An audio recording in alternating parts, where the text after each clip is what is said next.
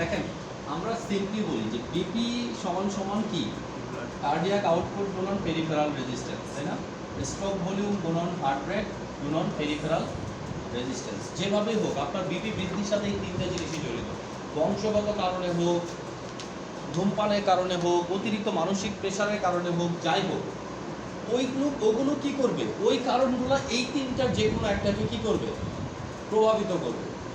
যেমন আপনি যদি ওভার এক্সারসাইজ করেন, শারীরিক পরিশ্রম করেন, ঘটনাটা কি করবে, হার্ট রেট বাড়বে।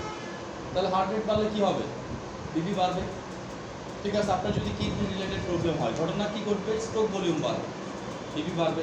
আপনার যদি বয়স বেশি হতে থাকে কি হবে, পেরিফেরাল রেজিস্ট্যান্স বেশি থাকবে, ঘটনা কি করবে, বিপি বাড়বে। তার মানে আপনি যাই করেন আলটিমেটলি এই তিনটা জিনিসের উপরে কিন্তু বিপি ডিপেন্ডেন্ট, তাই না? এই তিনটার পরিবর্তনের মাধ্যমে কি হবে, ব্লাড প্রেশার পরিবর্তিত হবে। সো আপনাকে সবসময় মাথায় রাখতে হবে তিনটা জিনিস। আপনি যতগুলো ওষুধ দিচ্ছি প্রত্যেকটা ওষুধ কি এই তিনটা দিয়ে কি করবে, কাজ করবে, বিভিন্নভাবে করবে, কিন্তু আলটিমেট ফাইনাল রেজাল্ট কি, এই তিনটার যে কোনো একটাকে সে নিয়ন্ত্রণ করবে। ক্লিয়ার এতটুকু? ওকে, তাহলে আজকে আমরা পড়বো কি, ব্যথা, তাই না?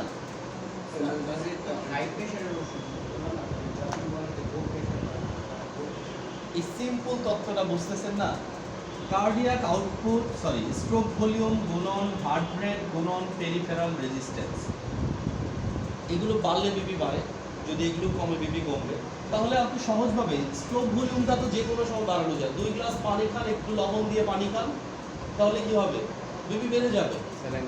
একটু ভালো খাবার খান, ঠিক আছে, রক্তে প্রোটিন চলে যাবে, বিপি কি হবে, হার্ট রেট বেড়ে যাবে, বিপি কি বেড়ে যাবে, মেটাবলিজম বেড়ে যাবে, বিপি কি হবে, বেড়ে যাবে। তার মানে বিপি বাড়ানোটা কোনো সমস্যা না, সমস্যা হচ্ছে বিপি কমানো। একবার যদি বেড়ে যায়, যদি আপনার বিপি বেড়ে গেছে, মনে করেন কমে গেছে, আপনি একটা স্যালাইন দিয়ে দেন গ্লুকোজ রিলেটেড, একটা কি ওর স্যালাইন খাওয়াই দেন, বেড়ে যাবে। আপনি দুটো হাঁসের ডিম খান, গরুর গোস্ত খান একটু বেশি, কি হবে, বিপি বেড়ে যাবে। তার মানে আমরা ওই যে ওইখানে নন ফার্মাকোলজিক্যাল অ্যাপ্রোচ করছিলাম না, যে ব্লাড প্রেশার যদি রেগুলেট রাখতে চান, আপনাকে রেড মিট খাওয়া যাবে না, এটা করা যাবে না, ধূমপান করা যাবে না, এটা করা যাবে না। যদি বিপি কমে যায় এগুলো করেন, ঠিক আছে, তাহলে বিপি বেড়ে যাবে। তারপরে স্টেরয়েড জাতীয় ড্রাগ যদি আপনি খান তাহলে বিপি বেড়ে যায় না? কিন্তু এখন স্টেরয়েড কি খাবেন বিপি বাড়ানোর জন্য? নর্মাল ওই অনেকগুলো আছে আমাদের, শুধু একটা স্যালাইন দিয়ে প্রতিদিন সকালে একটা করে স্যালাইন, রাতে একটা করে ডিম আর এক গ্লাস করে দুধ খাবে, বিপি এমনি বেড়ে যাবে, তাই না? এরপরও যদি না বাড়ে কি করবে, আইভি ইনফিউশন করে দিবে একটা 500 ml।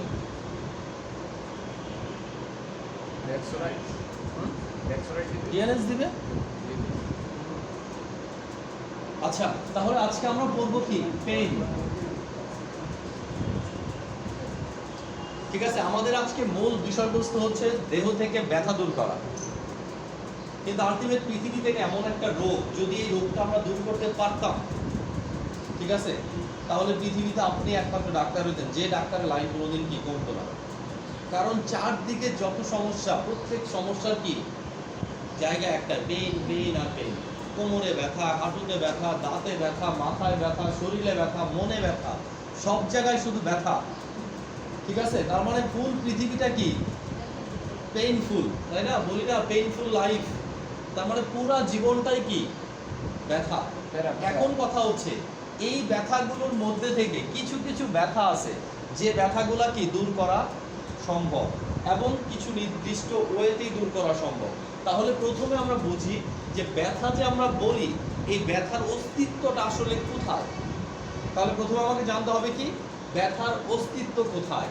ব্যথার অস্তিত্ব হচ্ছে কোথায়, ব্যথার অস্তিত্ব হচ্ছে ব্রেন এবং স্পাইনাল কর্ডে। ব্যথার অস্তিত্ব কোথায়, ব্রেন এবং স্পাইনাল কর্ডে।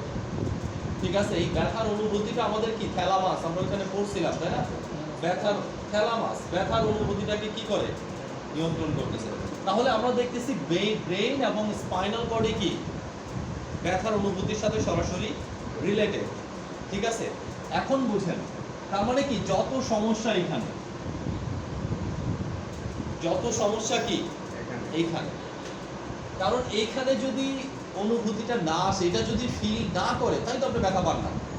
আপনার হাত কেটে গেছে, ঠিক আছে, আপনি দেখতেছেন আমি কি অ্যানেস্থেশিয়া করছি আপনার এই হাতটা, তাহলে আপনার সামনে হাত কেটে গেছে, সব কিছু আপনি দেখতেছেন, আপনার এক ফোঁটা ব্যথাও ফিল হবে না, তাই না? আপনি দেখেন এখন কি সি সেকশন যে করে, কি বলে সিজারিয়ান সেকশন যেটা করে, এই সিজারিয়ান সেকশনে কি করে দেখা যায় শরীরের অর্ধেক অংশ কি করে, অবশ করে। অর্ধেক অংশ অবশ করা মানে কি, বাকি অংশটা হ্যাঁ একটা পর্দা দিয়ে দেয়, অনেকে ভয় পেতে পারে, বাকি অংশটা ঠিক থাকে, সে বুঝতেছে, দেখতেছে, শব্দ হচ্ছে, কচকচ করে কাটতেছে, বাট তার মধ্যে কি কোনো ফিল হচ্ছে না। কষ্ট হোক না, কষ্ট হোক, কিন্তু কি ওই সময় তো আর ফিল করতেছে না সে। তাহলে একটা জিনিস বুঝেন যে এত মারাত্মক অবস্থাতেও সে কি করতেছে না, ফিল করতেছে না। তার মানে কি যদি আমরা ওইটা না করতাম, অবশ না করতাম, অবশ মানে কি নার্ভাস সিস্টেমের সাথে যোগাযোগটা বন্ধ করে দিছি, আর সবই কিন্তু ঠিক আছে, নার্ভাস সিস্টেমের সাথে যোগাযোগটা তার বন্ধ আছে আপাতত সাময়িকভাবে। তার মানে যত সমস্যা এখানে পেইন রিলেটেড, যত মনের ব্যথা, তারও কারণ কি এখানে। কেউ আপনাকে একটু হার্ড করে কথা বলছে, শক্ত করে কথা বলছে, কি শরীরের ব্যথার চেয়েও বেশি ক্ষতিগ্রস্ত হয়ে গেছে এটা, তাই না? একদম কি শরীরে ব্যথা পেলে মানুষ ভেঙে পড়ে না, তাই না? মনের ব্যথা বলে একেবারে কি দাঁড়ানো মানুষ শটান করে পড়ে যেতে পারে,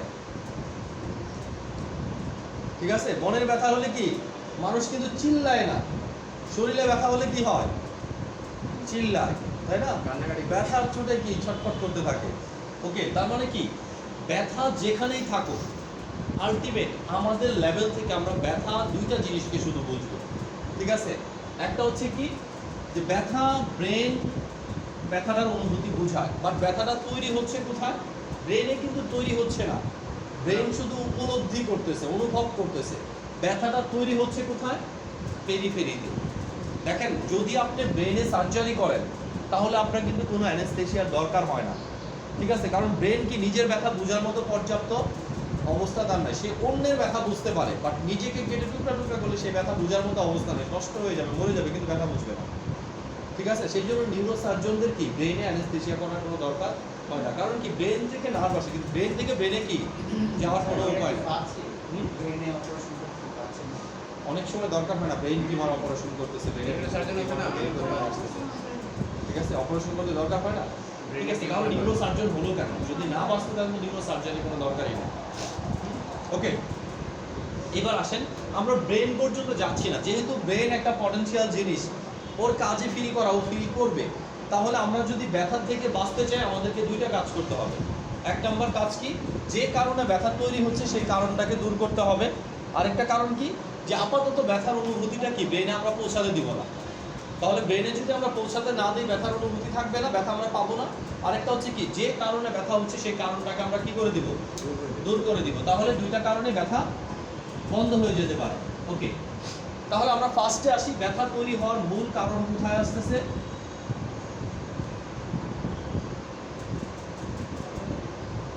তাই না? একমাত্র ইনফ্লামেশন, যা কার্ডিনাল সাইন কি পেইন। ইনফ্লামেশন কাকে বলে,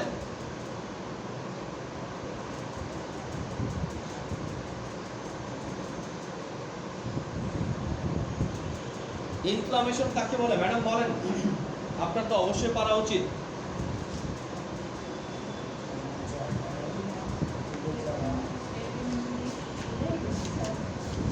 যে কোনো সেল ইনজুরিতে, যে কোনো সেল ইনজুরিতে, আপনার শরীরে যেখানেই সেল ইনজুরি হোক, যে কোনো সেল ইনজুরি, আমাদের ব্লাডগুলো মানে জীবিত ভাস্কুলারাইজ কানেকটিভ টিস্যুগুলো যে প্রতিক্রিয়া প্রদর্শন করবো ওইটা থেকে রক্ষা পাওয়ার জন্য। আমরা বলছিলাম না আলুর বস্তা কত কি করে বুঝাইছিলাম, যে আমের যদি আমের একটা কি থাকে ঝুড়ি থাকে, ওই ঝুড়িতে যদি দুইটা আম পচে যায় বিভিন্নভাবে, তার মানে কি এটাকে আলাদা করে রাখা যেন আমার অন্য অন্য সেলগুলা কি আক্রান্ত না হয়। তাহলে বডির একটা কি প্রোটেক্টিভ মেকানিজম, বডি সেলগুলোকে প্রোটেক্ট করার জন্য যে মেকানিজম, সেটা হচ্ছে ইনফ্লামেশন। এই ইনফ্লামেটরি মেকানিজমের একটা গুরুত্বপূর্ণ সাইন হচ্ছে কি পেইন। তাহলে পেইনটা তৈরি হচ্ছে কোথায়, ইনফ্লামেশন থেকে। তাহলে যে কোনো জায়গায় পেইন হোক আমরা কিন্তু বলতে পারি কি ইনফ্লামেশন হচ্ছে, ঠিক আছে? ক্রিয়া প্রতিক্রিয়া হচ্ছে। এখন পেইনটা যেখানেই হোক, পেইনটা শরীরে হোক আর পেইনটা মনে হোক, ঠিক আছে, ইনফ্লামেটরি ক্রিয়া প্রতিক্রিয়া কি দুই জায়গায় হবে। এবার আসেন, যদি আমি ইনফ্লামেশন হয়, ধরেন এটা আমার বডি সেল, ঠিক আছে, এটা আমার বডি সেল, বডি সেল থেকে কি এক ধরনের নিউরন আছে না, নার্ভাস, এরা কি করে এই ইনফ্লামেটরি অনুভূতিটাকে কোথায় ক্যারি করে নিয়ে যায়? ব্রেনে ক্যারি করে নিয়ে যায়। ঠিক আছে, তাহলে এক ধরনের নার্ভ সিস্টেমের মাধ্যমে কি হয়, একটা নার্ভ স্টিমুলেশনের মাধ্যমে পেরিফেরি থেকে ব্রেনের দিকে কি হয়, ইনফ্লামেশনগুলো মানে ব্যথার অনুভূতিটা ক্যারি হয়। ব্রেন যখন বুঝে সিগন্যাল হচ্ছে, ব্রেনে যখন সিগন্যাল হয় যে না এখানে আমি ব্যথা পাচ্ছি, তখন আমি বুঝবো না এখানে আমি ব্যথা পাচ্ছি, এর আগে আমি এতক্ষণ ব্যথা পাচ্ছিলাম না। এরকম অনেক ব্যথা দেখা যায়। কিরকম আপনি ব্যথা পাইছেন কখন টেরই পান না, এত বেশি ব্যস্ত ছিলেন যে ব্যস্ততার কারণে কি ব্যথার অনুভূতিটা আপনার যে ব্রেনে মানে কি ঢুকলেও চান্স পায় না। বাট হঠাৎ করে আপনি একটু ফ্রি হয়েছেন, এরপরে দেখতেছেন কি হাতটা লড়াতে পারছেন না, এত প্রচন্ড ব্যথা। ঠিক আছে, এরকম অনেক অনুভূতি আমাদের হয়। তার মানে আলটিমেট ব্যথা যেখানেই থাকুক, ফিলিংসটা কোথায় হবে? ব্রেনে হবে। এখন আমরা এই ব্যথাটা দূর করার জন্য ইনফ্লামেশনের কারণে কি হচ্ছে? পেইন হচ্ছে। এই পেইনটা দূর করার কারণে দুই ধরনের ওষুধ আমরা ব্যবহার করতে পারি। একটা হচ্ছে অ্যানালজেসিক। কি অ্যানালজেসিক? আরেকটা হচ্ছে কি অ্যান্টি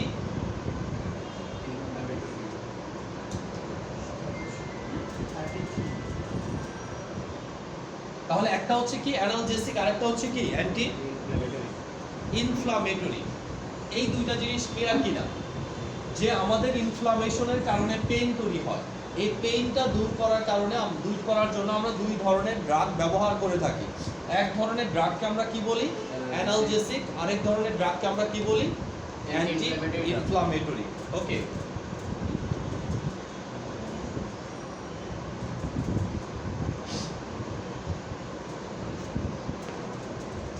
তাহলে আমরা দেখতেছি পেইন, তাই না? এই সাইড থেকে আমরা দেখি পেইন। পেইন দূর করার জন্য দুইটা ট্রাইব, একটা হচ্ছে কি অ্যানালজেসিক, আরেকটা হচ্ছে কি অ্যান্টি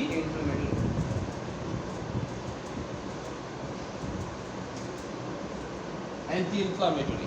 আচ্ছা, অ্যানালজেসিক যে ড্রাগগুলো আছে এগুলো কি ব্যথা নাশক, ঠিক আছে? তাহলে এরা কিভাবে ব্যথা নাশ করবে? এদেরকে আমরা কি বলতেছি? ব্যথা নাশক। তাহলে এদের ব্যথা কিভাবে নাশ করবে?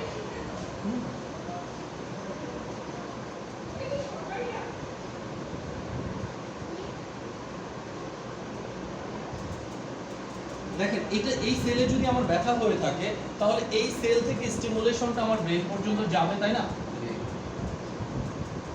স্টিমুলেশনটা কি আমার ব্রেন পর্যন্ত যাবে, তারপরে ব্যথার অনুভূতিটা হবে। তাহলে যারা অ্যানালজেসিক তাদের কাজ হচ্ছে কি যে এই যে ব্যথার স্টিমুলেশনটা যাচ্ছে এই নার্ভ টার্মিনালটাকে কি করে দেওয়া? ব্রেন পর্যন্ত না পৌঁছানো, বন্ধ করে দেওয়া। এখন এটাও কিন্তু দুইটা ভাগে ভাগ হচ্ছে। আমরা বলতেছি অ্যানালজেসিক। দেখেন, অ্যানালজেসিক শুধুমাত্র বন্ধ করবে কোনটা? শুধুমাত্র বন্ধ করবে ব্যথার স্টিমুলেশনটা ব্রেনের পরিবহনকে, তাই না? ব্যথার অনুভূতি ব্রেনে পরিবহন, অন্য অন্য পরিবহন কিন্তু বন্ধ করবে না। তার মানে টাচ করলে তখনও বুঝবেন, অন্য অন্য জিনিস বুঝবেন, শুধু বুঝবেন না কি ব্যথার অনুভূতি। কারণ সকল অনুভূতি এই না এই পথে গেলেও ব্রেনের কি ব্যথার অনুভূতিটাকে যেতে দিবে না। তাকে আমরা কি বলতেছি? অ্যানালজেসিক।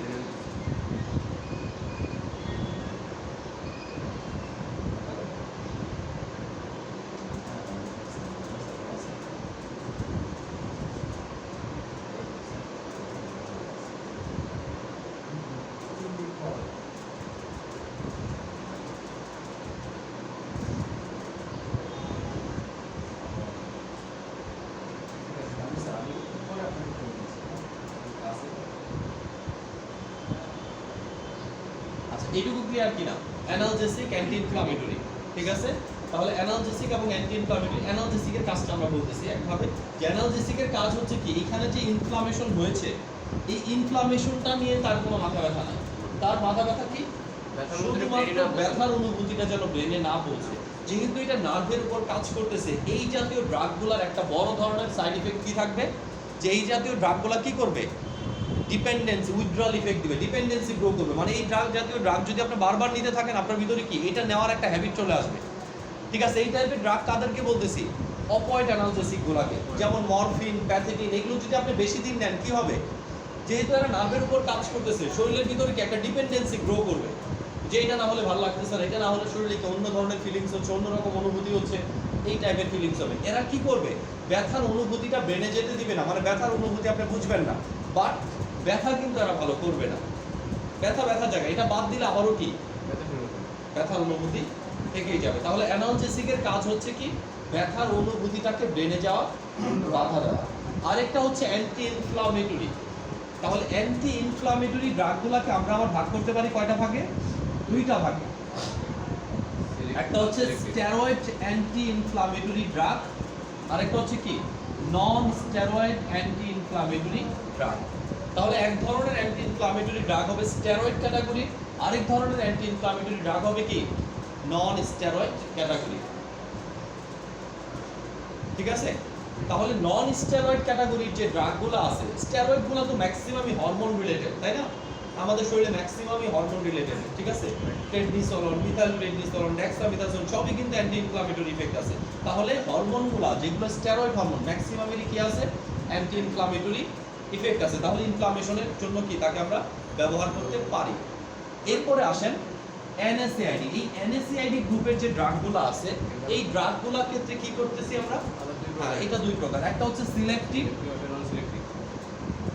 আরেকটা কি নন সিলেক্টিভ। ঠিক আছে, তাহলে এনএসএআইডি গুলা কি সিলেক্টিভ, আরেকটা কি নন সিলেক্টিভ। তার মানে ব্যথা যদি স্টেরয়েড ইউজ করি তাহলে কি ব্যথা কমে যাবে? ব্যথা কমে যাবে না। কত ওই যে দেখেন জয়েন্টে ব্যথা হচ্ছে, এর জন্য স্টেরয়েড ইউজ করতেছে না, ব্যথা কমে যাচ্ছে না।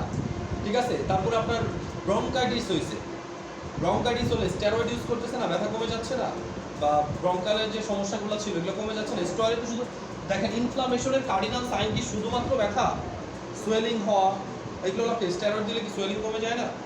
তার মানে এটা অ্যান্টি ইনফ্লামেটরি ইফেক্ট কি ভালোভাবে দেয়। স্টেরয়েডটা কি হরমোন? এটা হরমোনের নাম কি? স্টেরয়েড একটা পুরো গ্রুপ, এই গ্রুপে অসংখ্য হরমোন আছে। ঠিক আছে, এর ভিতরে কি আমরা অ্যাড্রিনাল গ্ল্যান্ড থেকে যে হরমোনগুলো বের হয় maximum steroid, aldosterone, corticosterone, cortisone, hydrocortisone, dexamethasone, prednisolone, methylprednisolone সবগুলা কি steroid hormone. Testosterone steroid hormone, oestrogen, progesterone, female pill খাওয়ার জন্য যে সকল ড্রাগগুলো ব্যবহার করছেন সবই কি হরমোন। ঠিক আছে, তাহলে আমরা দেখতেছি একটা হচ্ছে স্টেরয়েড অ্যান্টি ইনফ্লামেটরি, আরেকটা কি নন স্টেরয়েড অ্যান্টি ইনফ্লামেটরি। আমরা একটু দেখবো যে স্টেরয়েড নন স্টেরয়েড অ্যান্টি ইনফ্লামেটরি গুলো কোথা থেকে কাজ করে। একটা তো বুঝলাম অ্যানালজেসিক কি করে, ব্যথার মধ্যে ব্রেইনে পৌঁছাতে দেয় না, বাধা দেয়, ব্যথা পৌঁছাতে দেয় না। এখন আরেক ধরনের ওষুধ আছে না যেটা অ্যানালজেসিকের সাথে কিছুটা সাদৃশ্যপূর্ণ, সেটা কি অ্যানেস্থেটিক, তাই না? অ্যানেস্থেসিয়া করেন আমাদের যে কোনো অপারেশনের আগে। তাহলে অ্যানেস্থেটিক যে ড্রাগগুলো আছে এটার সাথে অ্যানালজেসিকের একটা পার্থক্য আছে, মেজর পার্থক্য কি, যখন আমি অ্যানেস্থেসিয়া করতেছি, অ্যানেস্থেসিয়া করলে কিন্তু সকল অনুভূতি কি হচ্ছে, ব্রেনে যাওয়া বন্ধ হয়ে যাচ্ছে। তার মানে ওইখানে টাচ অন্য কোনো অনুভূতি কি ব্রেন পর্যন্ত যাচ্ছে না, সকল অনুভূতি জায়গাটা কি অবশ হয়ে যাচ্ছে। আর যখন আমি অ্যানালজেসিক ব্যবহার করতেছি জায়গাটা কিন্তু অবশ হচ্ছে না, শুধু ব্যথার অনুভূতিটা কি হচ্ছে না, ব্রেনে যাওয়াটা বন্ধ হয়ে যাচ্ছে। তাহলে একটা সকল অনুভূতি যদি বন্ধ হয়ে যায় অ্যানেস্থেটিক, যদি শুধুমাত্র ব্যথার অনুভূতিটা বন্ধ হয়ে যায় তাহলে কি অ্যানালজেসিক।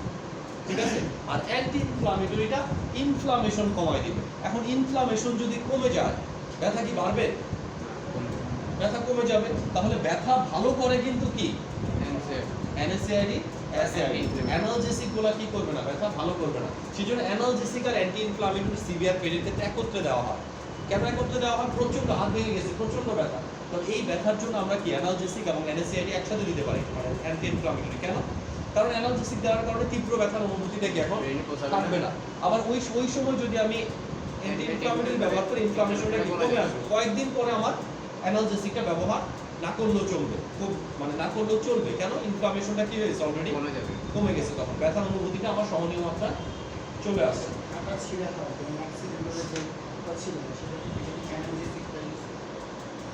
ডিপেন্ড করবে, ঠিক আছে, ছিঁড়ে গেলে এখানে কি অ্যানালজেসিক খুব দরকার আছে। অ্যানালজেসিক ম্যাক্সিমাম ক্ষেত্রে ব্যবহার করতে হয় সিভিয়ার পেনের জন্য। সিভিয়ার পেন, যদি এখানে খুব সিভিয়ার পেন হয় সেটা যেমন সার্জারির পরে, সার্জারির সাথে সাথে সার্জারি রিলেটেড পেনগুলো অনেক সিভিয়ার না, সহ্য করতে পারতেছে না, একেবারে অসহ্য লাগতেছে, ঠিক আছে, তখনই শুধুমাত্র এটা কি ব্যবহার করা যায়। এক পাক ট্রামাডোল বাদ দিয়ে সবগুলো তো ইনজেক্টেবল, তাই না? হ্যাঁ, তখন এনএসআইডি এসআইডি এটা দিলে যথেষ্ট, ইনফ্লামেশনটা দ্রুত কমে যাবে, আলটিমেট ব্যথা ভালো হয়ে যাবে। এবার আসেন আমরা একটু পেইনের মেকানিজম দেখি কিভাবে পেইনটা কাজ করে।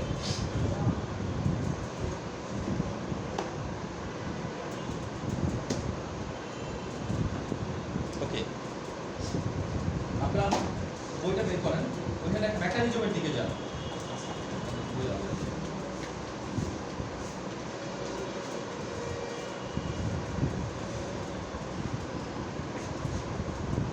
আচ্ছা, অ্যান্টিমাইক্রোবিয়াল মেকানিজমের পরে দেখেন একটা মেকানিজম দেওয়া আছে। আমি দেখা দিচ্ছি মেকানিজম, আগে মেকানিজমে যান, মেকানিজমে যান।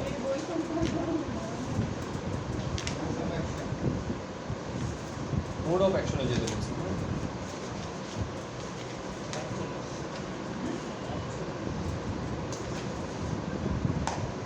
ঠিক আছে, 44 আচ্ছা দেখেন এটা যদি আমার একটা সেল হয়, 44 এইটা যদি আমার একটা সেল হয়, যদি কখনো সেলে ইনফ্লামেশন হয় তাহলে সেই ইনফ্লামেশনটা সবার আগে কোথায় হবে? সব সময় সবার আগে আক্রান্ত হবে কে? Cell membrane, cell membrane. তাই না? সেল মেমব্রেনের উপাদান কি মনে আছে আপনাদের? সেল পড়ছি আমরা ফার্স্ট সেমিস্টারে, তাই না? ওইখানে সেল মেমব্রেন পড়ছিলাম না? সেল মেমব্রেন কাকে বলে, সেল মেমব্রেনের কম্পোজিশন কি, সেল মেমব্রেনের গঠন কি, সেল মেমব্রেনের ফাংশন কি মনে আছে?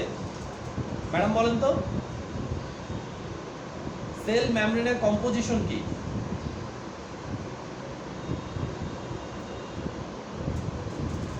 স্যার বলেন, what is the composition of cell membrane?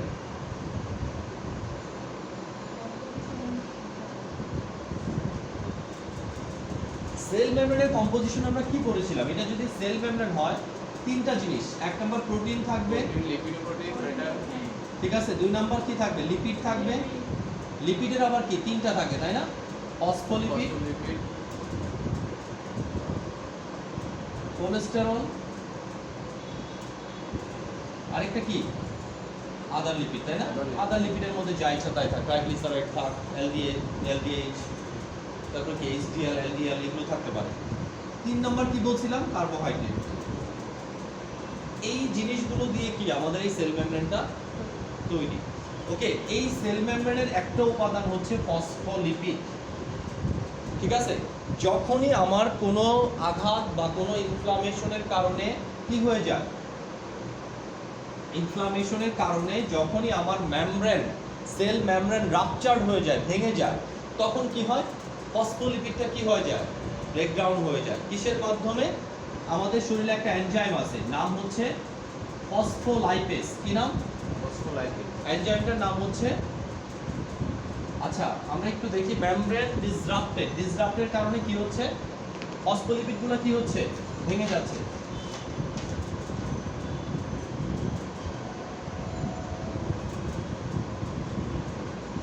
ঠিক আছে, এখান থেকে কি বের হয়ে আসতেছে? ফসফোলিপিড। ফসফোলিপিডটা। তাহলে ফসফোলিপিড যখন বের হয়ে আসতেছে, ফসফো, আপনারা শুধু দেখেন লাইপেজ A2, এই এনজাইমটা আমাদের শরীরে পাওয়া যায়। ঠিক আছে, তাহলে এই ফসফোলাইপেজ A2 এনজাইমটা কি করবে? এই ফসফোলিপিডগুলোকে অ্যারাকিটোনিক অ্যাসিড বা অ্যারাচিটোনিক অ্যাসিড, এই অ্যারাচিটোনিক অ্যাসিডে কি করবে? কনভার্ট করে দিবে। তাহলে ফসফোলিপিড থেকে কি তৈরি হবে? অ্যারাকিটোনিক অ্যাসিড তৈরি হবে। অ্যারাকিটোনিক অ্যাসিডটা কি হবে? ফসফোলাইপেজ A2 এনজাইমের মাধ্যমে কিসে হবে? অ্যারাকিটোনিক অ্যাসিডে কনভার্ট হবে। এই অ্যারাকিটোনিক অ্যাসিডটা দুইটা পাথ হয়। ঠিক আছে, অ্যারাকিটোনিক অ্যাসিডটা দুইটা এনজাইমের মাধ্যমে দুই ধরনের জিনিসে কি কনভার্ট হতে পারে। দেখেন একটু একটু উপর থেকে লিখে আবার, হ্যাঁ কি পেলাম আমরা? অ্যারাকিটোনিক অ্যাসিড। অ্যারাচিটোনিক অ্যাসিডটা আমরা বললাম দুইটা পাথ হয়, তাই না? ওকে, দুইটা পাথ হইতে দুইটা জিনিস কিসে তৈরি করতে পারে? একটা হচ্ছে কক্স এনজাইম, হ্যাঁ, কক্স এনজাইম মানে কি? Cyclooxygenase enzyme.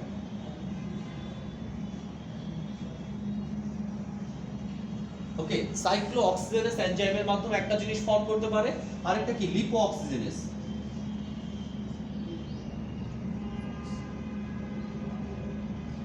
ঠিক আছে, দেখেন সাইক্লোঅক্সিজেনেস এনজাইমের মাধ্যমে একটা পাথওয়ে চলে আসতেছে, আরেকটা আসতেছে কি? লিপোঅক্সিজেনেস এনজাইমের মাধ্যমে। ঠিক আছে, এখন কথা হচ্ছে এই কক্স এনজাইমের আবার দুইটা প্রকার আছে। একটা হচ্ছে কি কক্স 1 আরেকটা কি কক্স 2। ক্লিয়ার? একটা হচ্ছে কক্স 1 একটা হচ্ছে কি কক্স 2। এই কক্স 1 এনজাইম যখন অ্যারাকিডোনিক অ্যাসিডের সাথে কাজ করে তখন আমার বডির জন্য কিছু উপকারী জিনিস তৈরি করে। কিরকম?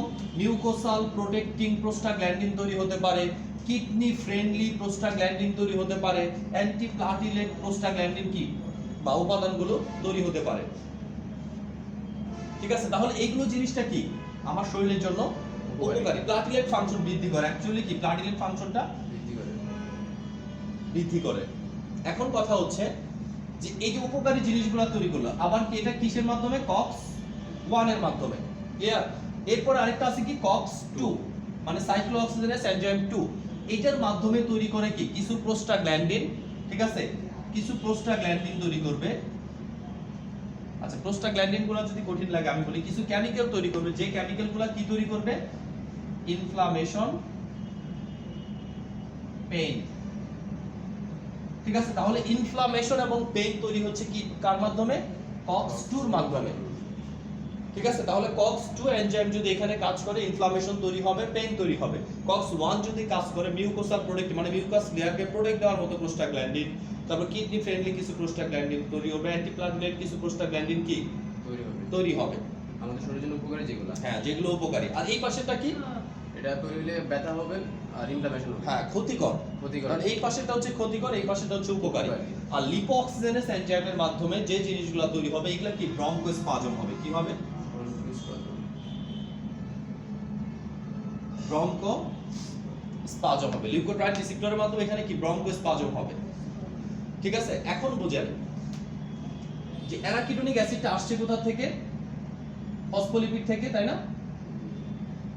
এনজাইমটার নাম কি? Phospholipase A2। এনজাইম এটা ছিল না? দেখেন আমরা কিসের জন্য অ্যাজমাতে, শ্বাসকষ্টতে, রেসপিরেটরি ট্র্যাক্ট ডিসঅর্ডারে কি ব্যবহার করি? স্টেরয়েড ব্যবহার করি। ঠিক আছে, কারণ কি স্টেরয়েড যখন আমরা ব্যবহার করতেছি স্টেরয়েডটা কাজ করে এখানে স্টেরয়েড অ্যান্টি ইনফ্লামেটরি ড্রাগ। ঠিক আছে, স্টেরয়েড অ্যান্টি ইনফ্লামেটরি ড্রাগ কি করে? ফসফোলাইপেজ A2 এনজাইমকে কি করে দেয়? ব্লক করে দেয়। ব্লক করে দিলে আর কি হয় না? ব্লক করে দিলে আপনার ফসফোলিপিড থেকে কি তৈরি হয় না? অ্যারাকিডোনিক অ্যাসিড তৈরি হয় না। তাহলে ফসফোলিপিড থেকে যদি অ্যারাকিডোনিক অ্যাসিড তৈরি না হয় পরের ধাপগুলোর যাওয়ার কোনো সম্ভাবনা আছে?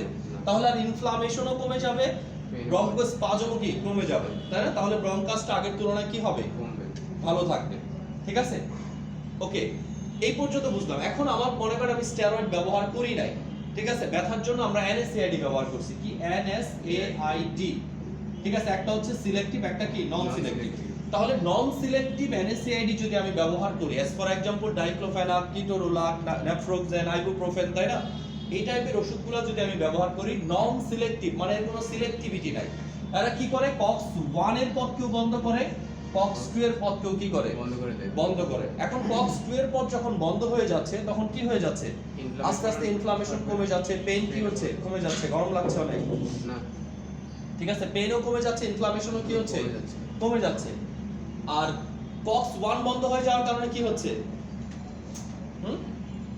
কক্স 1 বন্ধ হয়ে যাওয়ার কারণে মিউকোসাল প্রোটেক্টিং প্রোস্টাগ্ল্যান্ডিন আর তৈরি হচ্ছে না, কিডনি ফ্রেন্ডলি প্রোস্টাগ্ল্যান্ডিন তৈরি হচ্ছে না। ঠিক আছে, তাহলে আমাদের জন্য ক্ষতিকর। হ্যাঁ, কম ইউজ করে। তারপরে কি? প্লাটিলেট ফাংশন কমে যাচ্ছে, তাহলে রক্ত সহজে জমাট বাঁধছে না। ঠিক আছে, এখন দেখেন কতগুলা কারণ, এখান থেকে আমরা অনেকগুলা জিনিস পয়েন্ট আউট করতে পারি। এক নাম্বার, যেহেতু মিউকোসাল প্রোটেক্টিং প্রোস্টাগ্ল্যান্ডিন তৈরিতে বাধা দেয়, তার মানে কি নন সিলেক্টিভ NSAID এর সাথে অবশ্যই আপনাকে গ্যাস্ট্রিকের ওষুধ খেতে হবে। কারণ গ্যাস্ট্রিকের ওষুধ না খেলে কি মিউকোসাল লেয়ারটা ড্যামেজ হয়ে পরবর্তীতে গ্যাস্ট্রিক আলসার হওয়ার একটা চান্স থাকবে। এরপরে কি? ডেঙ্গু জ্বরে কি হয়? এমনি প্লাটিলেট কাউন্ট কমে যায়। ঠিক আছে, এখানেও যদি কি প্লাটিলেট অ্যাক্টিভিটি কি অ্যান্টিপ্লাটিলেট অ্যাক্টিভিটি বেড়ে যায়, এটা বন্ধ হয়ে যাওয়ার কারণে। কারণ প্লাটিলেট এটা যদি না বন্ধ হতো প্লাটিলেট অ্যাক্টিভিটি বাড়তো, রক্ত দ্রুত জমাট বাঁধতো। কিন্তু এটা যদি হওয়ার কারণে রক্ত কি দ্রুত জমাট বাঁধবে না, কারণ প্লাটিলেট কমে যাবে। তাহলে ডেঙ্গুতে যদি এটা দেন কি হবে? এমনিতে ডেঙ্গুতে প্লাটিলেট কাউন্ট কমে, এটা ব্যবহার করার কারণে কি হবে? আরো কমে যাবে। ওকে, তাহলে আমরা যদি নন সিলেক্টিভ ড্রাগ দেই গ্যাস্ট্রিকের ওষুধ অবশ্যই কি একটা দিতে হবে। আর কি কোনো ডেঙ্গুর কোনো অবস্থাতেই কি দেওয়া যাবে না, এই ড্রাগগুলো ব্যবহার করা যাবে না। আর সিলেক্টিভ ড্রাগগুলো কি করবে? এই লাইনটাকে কি করবে না, বন্ধ করবে না। সিলেক্টিভ ড্রাগটা শুধু বন্ধ করবে কাকে, COX-2 কে। COX-2 কে বন্ধ করলে শুধু কি হবে, ইনফ্লামেশন কমবে আর ব্যথাটা ইনফ্লামেশন কমবে, ব্যথাটা কি কমে যাবে। আলটিমেট তখন এই জাতীয় কোনো প্রবলেম হওয়ার সম্ভাবনা থাকবে না। এরপরেও যদি রোগীর গ্যাস্ট্রিকের সমস্যা থাকে শুধু কি, তখন গ্যাস্ট্রিকের ওষুধ দিতে পারেন। বাট রোগীর যদি গ্যাস্ট্রিকের কোনো সমস্যা না থাকে তাহলে কি সিলেক্টিভ ড্রাগের সাথে গ্যাস্ট্রিকের ওষুধ দেওয়াটা কোনো দরকার নেই, না দিলেও চলবে এই ক্ষেত্রে। তার মানে কি আমরা ওষুধের জন্য ওষুধ দিচ্ছি, এটা একটা ব্যাপার, আমরা রোগের জন্য ওষুধ দিচ্ছি, এটা আরেকটা ব্যাপার। যে আপনার গ্যাস্ট্রিকের সমস্যা আছে, তাহলে আমি কি মানে সিলেক্টিভের সাথেও গ্যাস্ট্রিকের ওষুধ দিব, নন সিলেক্টিভের সাথেও কি গ্যাস্ট্রিক। আপনার গ্যাস্ট্রিকের সমস্যা নাই, তারপরও সিলেক্টিভের সাথে গ্যাস্ট্রিকের ওষুধ দিব, নন সিলেক্টিভের সাথে কি দিব না। ঠিক আছে, এটা হচ্ছে একটা ব্যাপার। আরেকটা ব্যাপার কি ছিল, যেমন আপনি যখন কোনো শক্তিশালী অ্যানিসাইডি ব্যবহার করবেন, কিটোরোলাক ইনজেকশন, নেফ্রোকজন, এই টাইপের শক্তিশালী অ্যান্টি আলসারিনগুলো যখন ব্যবহার করতেছেন, এদিকে দুইটা লাইনই বন্ধ হয়ে যাচ্ছে না, তাহলে সমগ্র অ্যারাকিটোনিক অ্যাসিডগুলো কোন দিকে চলে যাবে, ব্রঙ্কোস্পাজমের দিকে চলে যাবে।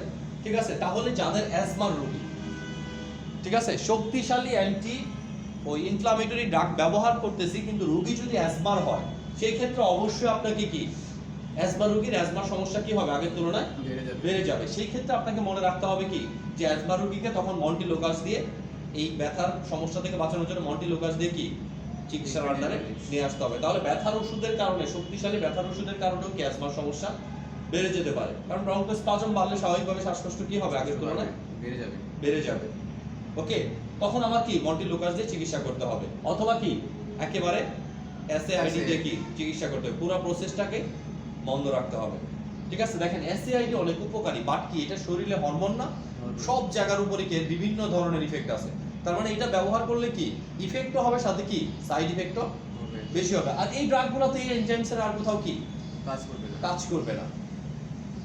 ঠিক আছে, তাহলে আমরা নরমালি কি সেফেস্ট অ্যান্টি আলসারেন্ট গুলো হচ্ছে এমএসএআরডি, কারণ এদের কি ডিপেন্ডেন্সি গ্রো করার সম্ভাবনা খুব কম, এরা কি ইনফ্লামেশনটাকে কমাই দিতে পারে।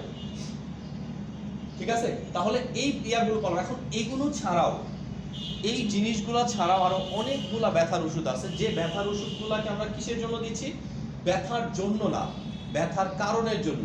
যেমন অ্যাজ ফর एग्जांपल ইনফ্লামেশনের একটা কারণ হতে পারে কি ইউরিক অ্যাসিড, কি হতে পারে, ইউরিক অ্যাসিড হতে পারে না, যে ইউরিক অ্যাসিডের কারণে কি জয়েন্টে ইনফ্লামেশন হচ্ছে। তাহলে ইউরিক অ্যাসিড কমানোর ওষুধ যদি আমি দেই, কি হবে, ইনফ্লামেশন কমে যাবে না। তাহলে ইউরিক অ্যাসিড কমানোর ওষুধ কি ব্যথার ওষুধ, বাট এটা ব্যথার সাথে কি রিলেটেড, তাই না। এরপরে চিন্তা করেন, অনেক আমরা কি দিচ্ছি, ক্যালসিয়াম দিচ্ছি, তাই না, ভিটামিন ডি দিচ্ছি। ঠিক আছে, ক্যালসিয়াম ভিটামিন ডি দিচ্ছি, ক্যালসিয়াম কি বোন রিলেটেড সমস্যার জন্য ব্যথা তৈরি হতে পারে না, কার্টিলেজ রিলেটেড সমস্যার জন্য জয়েনিক্স প্লাস যেগুলো আমরা দিচ্ছি, তাই না, এগুলো কি ব্যথার জন্য কিন্তু দিচ্ছি না, যে কারণে ব্যথাটা তৈরি হয়েছে সেই কারণটা কি দূর করার জন্য দিচ্ছি। কখনো কখনো মাংসপেশি টানের জন্য কি ব্যথা হতে পারে না, তাহলে অ্যান্টি স্পাজমোটিক ড্রাগ আমরা, সরি অ্যান্টি স্পাজমোটিক না, তো এটাকে কি বলা হয়, মাসেল রিল্যাক্সেন্ট, মাসেল রিল্যাক্সেন্ট টাইপের ড্রাগও আমরা ওই সময় কি ব্যথার ওষুধ হিসেবে ব্যবহার করতে পারি। এছাড়াও কি পেটের ভিতরে যে ভিসেরাল অর্গানগুলো আছে, এদের যদি কোনো স্পাজম হয়, এটার জন্য আমরা কি অ্যান্টি স্পাজমোটিক ড্রাগগুলো ব্যবহার করতে পারি। Even neuropathic pain, nerve related বিষয়গুলো বেশিরভাগ ক্ষেত্রে কি, নার্ভ রিলেটেড ব্যথাগুলো ম্যাক্সিমাম ক্ষেত্রে আসে কিসের জন্য, ওই নার্ভের মায়োলিন শিট। ঠিক আছে, আমরা যদি ইয়া পড়ি, ওই একটা নিউরনের স্ট্রাকচার পড়ি, তাহলে নিউরনের ভিতরে মূল জিনিস কি কি, একটা ডেনড্রাইট, একটা অ্যাক্সন, একটা সেল বডি। অ্যাক্সনের গায়ে কি থাকে, মায়োলিন শিট থাকে। নার্ভের এই মায়োলিন শিটগুলো যদি ড্যামেজ হয়ে যায়, সেই ক্ষেত্রে কি হতে পারে, পেইন তৈরি হতে পারে। ওকে, ওই টাইপের পেইন দূর করার জন্য নার্ভের মায়োলিন শিট রিকভার মানে আবার তৈরি করে দিতে পারে, ঠিক আছে, রিফর্ম করে দিতে পারে। এই টাইপের ড্রাগগুলো কি খেতে হবে, কারা কারা, vitamin B1, vitamin B6, vitamin B12, শুধু ভিটামিন B12, প্রোগাবালিন, গাবাপেন্টিন, মেকুবালামিন, ঠিক আছে, এই টাইপের ড্রাগগুলো তখন ইউজ করতে হবে। সাথে ক্যালসিয়াম, ভিটামিন ডি আপনি দিতে পারেন। কি নিউরোপ্যাথিক পেনের জন্য কাজ করে, নিউরোপ্যাথিক পেনের জন্য এগুলো ড্রাগ ফর নিউরোপ্যাথিক পেন। এত লং টাইম দেয়, হ্যাঁ, নিউরোপ্যাথিক পেনটা কি একদিনে হয়েছে, হঠাৎ করে হয়ে গেছে, নার্ভের মায়োলিন শিট একদিনে ড্যামেজ হয়ে গেছে, লং টাইমে হয়েছে না, তাহলে লং টাইমেই খাবে। ওকে, এবার আসেন আমরা ব্যথার ওষুধের গ্রুপে যাই। এইটুকু যদি মাথায় থাকে, তাহলে যে কোনো ব্যথার ওষুধই আসুক, কোন জায়গায় কাজ করতেছে এটা কি ধরে নিতে পারবেন। ঠিক আছে, আমরা তাহলে প্রথমে আসি গ্রুপ অপয়েড অ্যানালজেসিক। দেখেন প্রথম গ্রুপটা দেওয়া আছে কি অপয়েড অ্যানালজেসিক, আবার ইয়েতে চলে যান, গ্রুপ ওয়াইজ ড্রাগে চলে যান। অপয়েড অ্যানালজেসিক, তাহলে অপয়েড অ্যানালজেসিক কি কি ড্রাগ আছে আমাদের, যেগুলো আছে আমরা ম্যাক্সিমাম ক্ষেত্রে যেটা ব্যবহার হবে এটা বলবো। এখান থেকে আমরা 3টা ড্রাগ করব। একটা হচ্ছে কি মরফিন, প্যাথিডিন, ট্রামাডল, এই 3টা অন্তত আপাতত মনে রাখবেন। এই 3টা যে অ্যানালজেসিক, অ্যানালজেসিকটা কিভাবে কাজ করে? অ্যানালিসিসটা হচ্ছে ব্যথার মুখটা ব্রেনে পৌঁছাতে দেয় না, ব্রেনে হ্যাঁ। পৌঁছাতে বাধা দেয়। ভালো দেয়। তাহলে 3টা ড্রাগ অ্যাটলিস্ট মনে রাখেন, মরফিন, প্যাথিডিন আর কি ট্রামাডল। তার সাথে ট্রামাডলটা আছে। হুম। মরফিন তো এখন মরফিন, প্যাথিডিন সব জায়গা আছে, এগুলো কি মরফিন এখন ওই লাইসেন্স ছাড়া বাইরে দেয় না, ওই আপনারা হসপিটালে সেটাই বলতেছে, এগুলো ডিপেন্ডেন্সি গ্রো করেন, আপনারা দিলে তো এগুলো বিক্রি করতেন। কফের সিরাপ যেমনি বিক্রি করেন, মরফিন পাইলে তো কথাই নাই, ঠিক আছে? রাত্রে আসতো আর আপনার কাছ থেকে নিয়ে যেত, টাপ এন্ডাডলটাও ছিল, টাপ এন্ডাডলটা না মিশতে করেছে ওই নাকি। ঠিক আছে? আপনি এই 3টায় করেন, মরফিন, প্যাথিডিন, ট্রামাডল। মরফিন আর প্যাথিডিন কি, যেহেতু এটা নার্কোটিক রিলেটেড, তার মানে কি এটা নার্কোটিক লাইসেন্স ছাড়া রাখা যাবে না। বিশেষ করে হসপিটালের যদি দোকান হয় বা হসপিটালের ফার্মেসি যদি হয়, তাহলে কি যে হসপিটালে সার্জারি করা হয় সেই হসপিটালে কি এটা রাখা যেতে পারে। তবে মরফিনের জায়গায় এখন অনেকে কি কি ব্যবহার করে, কিটোরোলাক, তাই না, ইনজেকশনটা ব্যবহার করে। ওকে ফাইন, নেক্সট ওয়ান চলে যান, এনএসএআইডি। ঠিক আছে, এনএসএআইডির ভিতরে কি আছে? সিলেক্টিভ, নন সিলেক্টিভ। নন সিলেক্টিভ গুলো এখানে যতগুলো আছে সবগুলা পড়বেন, হ্যাঁ নন সিলেক্টিভ সাথে তো গ্যাস্ট্রিক লাগে। হ্যাঁ, এটার সাথে Selective সব লাগবে। বললাম তো কোনটার সাথে লাগবে কোনটার সাথে লাগবে না।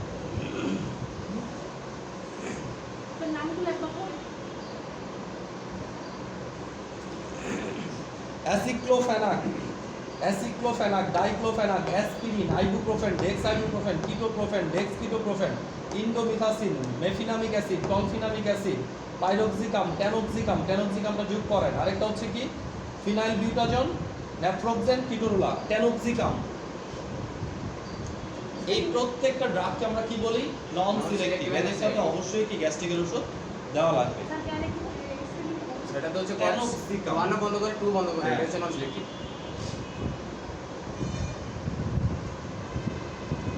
ওকে, এরপরে কি কম্বিনেশন, কম্বিনেশনের ভিতরে আমরা জানি বিশেষ করে কি Naproxen আর isomeprazole। হ্যাঁ, এখানে দেওয়া হয়েছে শুধু ন্যাফ্রোক্সেন এবং ইসোমিপ্রাজল। কেন দেওয়া হয়েছে কম্বিনেশন?